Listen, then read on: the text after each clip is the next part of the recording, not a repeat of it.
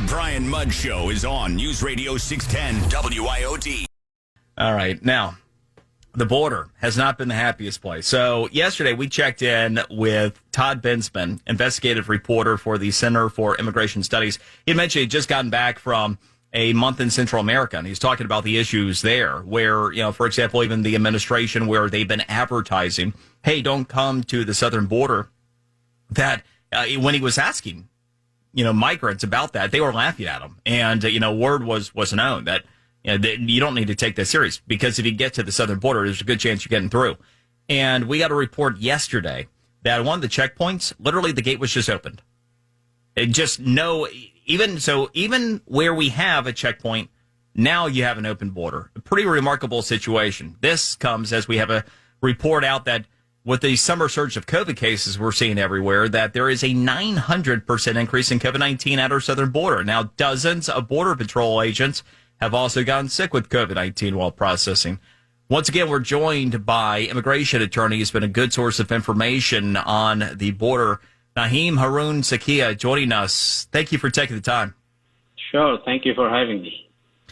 So now we add in the dynamic of COVID. What is it that you're witnessing in Texas with what's happening at the border in real time?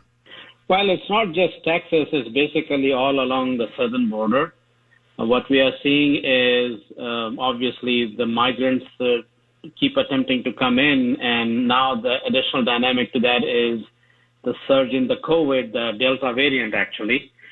So last year in March of 2020, the Trump administration put a restriction authorizing the immigration officers to expel, not deport, not remove, but expel. And the legal significance is people who are expelled don't have the right to challenge that in any court in the United States. So that was a very effective tool in the hands of the immigration officials to turn away those people who are coming from countries which are known to have communicable diseases is spreading over there. And that was the authority under Title 42, Section 265, which authorizes this action. And when the Biden administration came, there were reports, no announcement from the administration itself. There were reports that they're considering ending that policy. And they had internally discussed about July the 31st to be the date on which they were going to do that. However, now there are reports that that date is not going to be utilized for that purpose. Probably the policy will remain intact as it is. And I think that is a reasonable approach to this problem. So, in speaking with Todd Bensman, Center for Immigration Studies, we've heard that there is not really any slowdown at the southern border in the summer, which we have always seen, regardless of administration's policy circumstances. There had always been that summer slowdown because of the heat.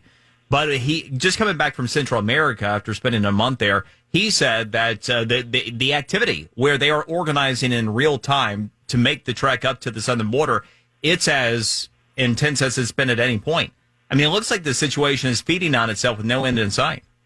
Yeah, that is true because the attempts to cross the border have been, recently have been highest as compared to last 20 years. So that is basically the action those people are taking who are trying to cross the border. Imagine how bad this thing can get if this restriction is lifted.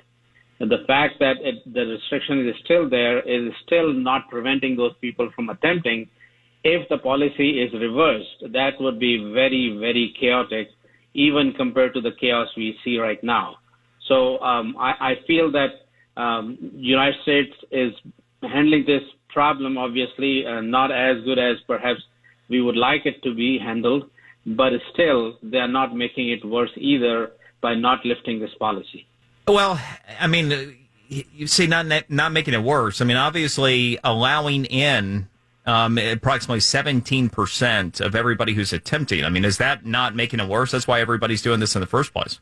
Well, that's a different issue. I mean, I'm specifically focusing right now on the Title 42 policy. Understood. What you are referring to is where the Trump administration said that, well, you will stay in Mexico while your cases are being heard, and that policy, there have been some exceptions made to that. So obviously that is a cause of concern. I'm not denying that. I was just referring to letting the Title 42, Section 265 restrictions remain in place, if they were to be lifted, it would be really bad. Understood. Okay. Well, thank you very much and appreciate it. We'll check back with you. Naim Haroon Sakhia. Thank you. Thank you.